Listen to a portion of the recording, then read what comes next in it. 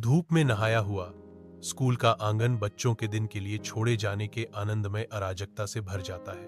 अमीना का ध्यान एक बूढ़ी महिला पर गया जो एक भारी बैग से जूझ रही थी।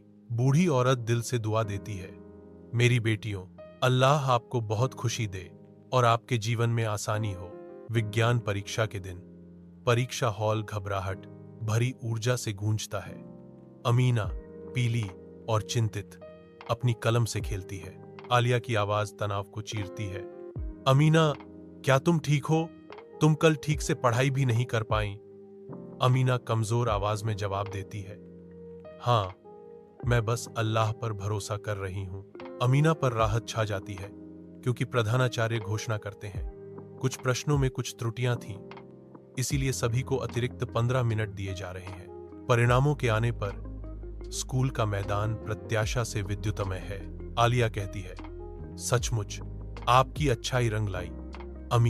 अमीना जवाब देती है, भलाई कभी बेकार नहीं जाती, यह हमेशा किसी न किसी रूप में लौटती है।